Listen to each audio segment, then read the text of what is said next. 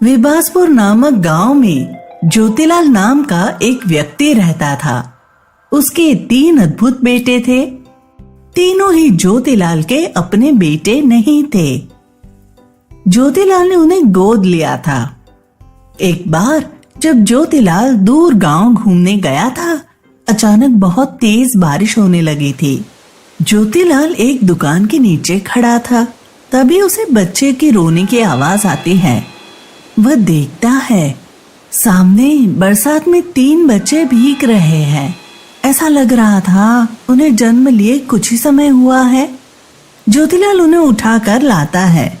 उसके बाद वह उनके माता पिता को ढूंढता है। माता पिता ना मिलने पर वह खुद ही उन तीनों बच्चों को अपने पास रख लेता है और अपना बेटा बना लेता है। अब तक तीनों बेटे बड़े हो चुके थे। ज्योतिलाल के तीनों बेटों में एक न एक खूबी जरूर थी। तीनों भाई मिलजुल कर रहते थे। एक भाई का नाम सुखदेव था। उसकी सूंघने की शक्ति बहुत तेज थी। वह बहुत दूर की चीज भी सूंघ सकता था। दूसरा भाई जिसका नाम बलदेव था, वह बहुत बलशाली था।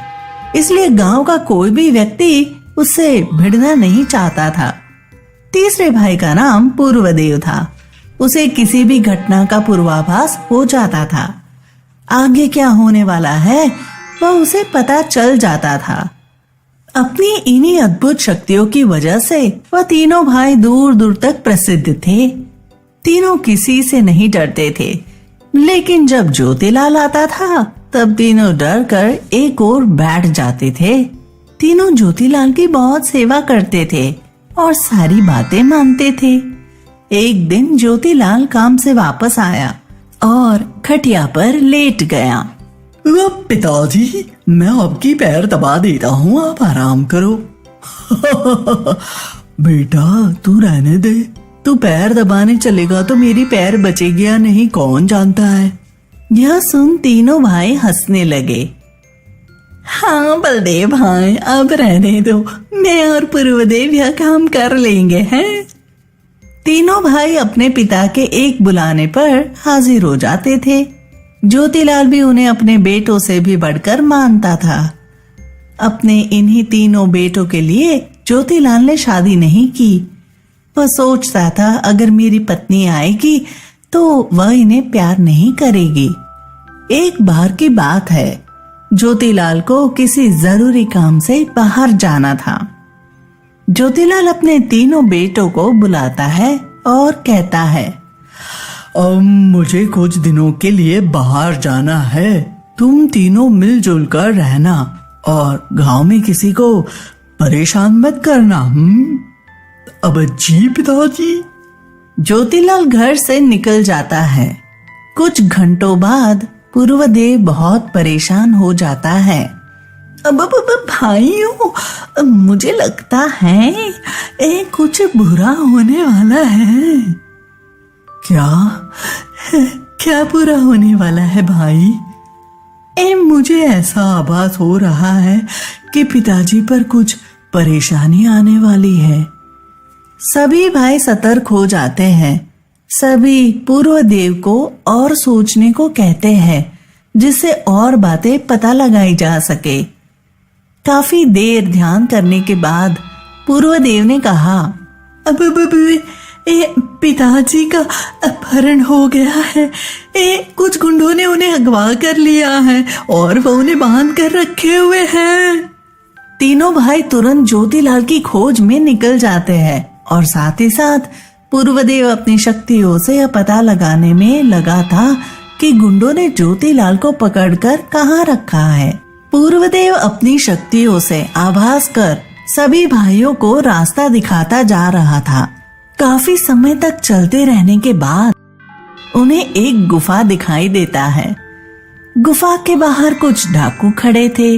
उन्हें देखकर तीनों भाई छुप जाते हैं। सुखदेव ने पूर्वदेव से कहा, अब पूर्वदेव है, पता करो क्या पिताजी को इन्हीं लोगों ने अपहरण कर रखा है। जैसे ही पूर्वदेव ने ध्यान लगाया, उसने पिताजी को देखा। पूर्वदेव ज्योतिलाल की छवि देखते ही खुशी से चिल्ला उठा, पिताजी, हाँ, इन लोगों ने यही पिताजी को छुपा कर रखा है।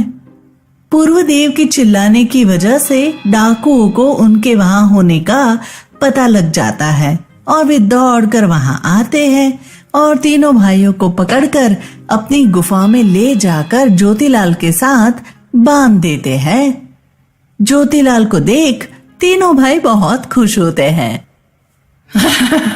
मुझे यकीन था मेरे तीनों बेटे मुझे जरूर ढूंढ लेंगे। पिताजी, आप कैसे हैं? और ये लोग आपको क्या यहाँ बांध कर रखे हुए हैं? क्या बताऊं बेटा, मैं तो सिर्फ इधर से गुजर रहा था, तभी इन लोगों ने मुझे पकड़ लिया और मेरे पास जितने पैसे थे वो भी ले लिया।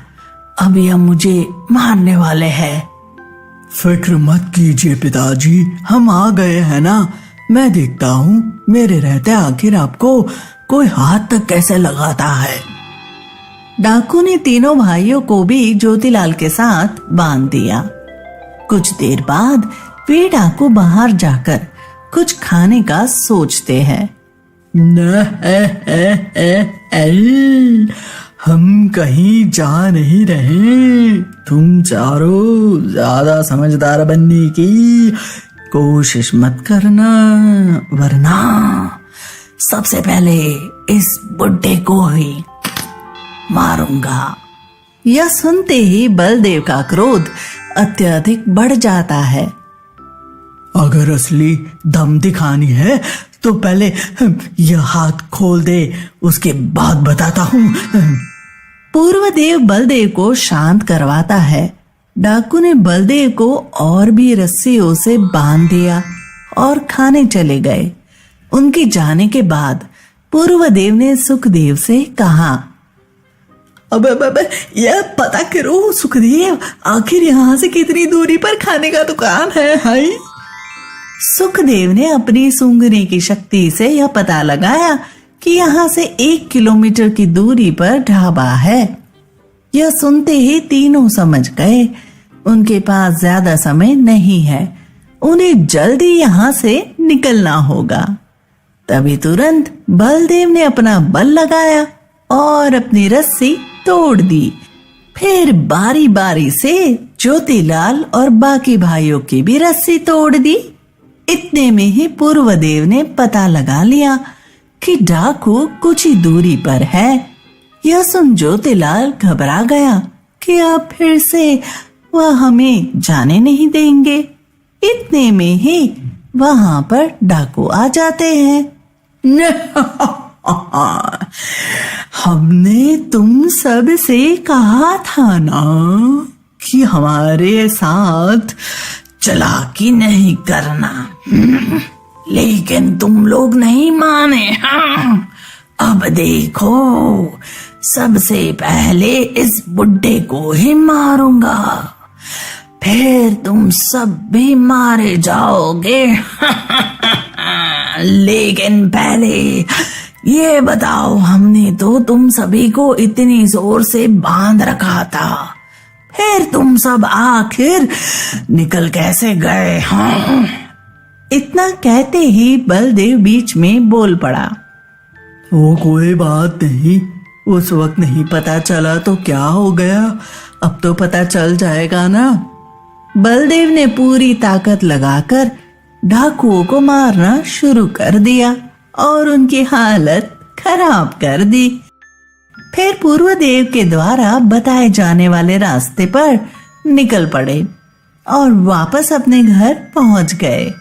घर पहुंचने पर ज्योतिलाल ने अपने तीनों बेटों को गले लगाते हुए कहा, आखिर कौन कह सकता है तुम तीनों मेरे बेटे नहीं हो? तुम तीनों तो अपने से भी बढ़कर हो।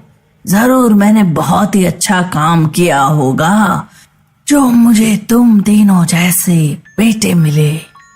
तीनों भाई कहते हैं, नहीं पिताजी, हमने कुछ अच्छा किया होगा जिस वजह से आप हमारे पिता हैं, आपके जैसा कोई नहीं। हाँ पिताजी, एक बात याद रखना, आप तक आई कोई भी मुसीबत को हम तीनों से होकर गुजरना होगा, और जब मुसीबत हम तक आएगी तो वो हम आप तक कभी पहुंचने ही नहीं देंगे। अरे अरे, अब बस भी करो तुम लोग।